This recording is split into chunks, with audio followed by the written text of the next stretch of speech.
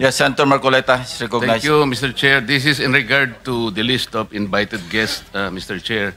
In the last hearing, I intimated my desire to invite also SunWest, considering that it is the company founded by Congressman Saldico, where his name was also very much floated in this hearing. First, it was mentioned in the sworn statement of the Discayas. It was mentioned by Representative Toby Tiangco, and very lately he was also mentioned by Engineer Alcantara. I intimated that desire in the last hearing, Mr. Chair. And also, I also asked whether Mr. Chavit Singson will be advised during this very hearing, Mr. Chair.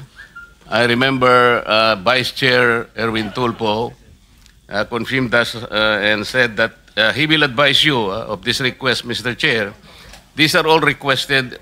These are all captured in on page 207 of our transcript, Mr. Chair. So I wonder if the committee had made the invitations properly, Mr. Chair. Thank you. Unfortunately, I wasn't informed, Your Honor, but next hearing we will invite them, definitely. Thank you. Likewise, Mr. Chair. Sir. Yes, also, Dr. Jenny. administrative, also if we can invite again Regional Director Palacan kasi medyo malaki po yung napunta sa Mindoro. If hindi pa siya sumaharap, Panay Bulacan po kasi, malaki-laki rin po yung nailagay doon. I think a total of 40 billion. And also, si Congressman Toby Tiangco, I think his revelations during the first hearing were very revealing. If he can be invited. Nahiya po siya pumunta. Sabi niya kasi he was not invited. Baka sabihin, epal siya. But I think he can help a lot. Yes, we will also invite him or ilan ba, JB? Only one? Ayan, si Toby Tiangco and Panakan and siguro yung mga Yeah. taga Mindoro. We'll invite them in the next Thank you, Mr. hearing. Chair. Okay. Mr. Chair? Yes, Senator De La Rosa. So, hindi pala ito ang last hearing natin. Meron pa tayong kasunod na hearing. Definitely. Thank you, sir. Thank you. Thank you. And So- Mr. Chair, lastly, may I confirm if the chairman made an announcement that Mr. Saldico will not be invited? Yes, as you know, you have been a congressman for many years.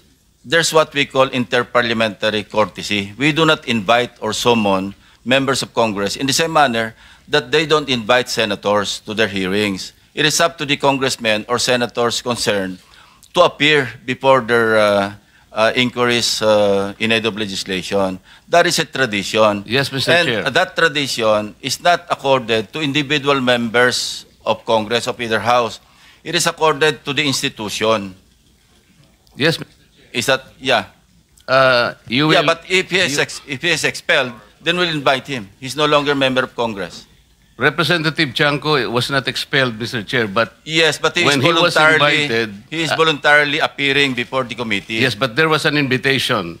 No, we did not extend any invitation to I was the Representative- one who invited him when I was the chairman. You can speak for yourself. Yes, that's why.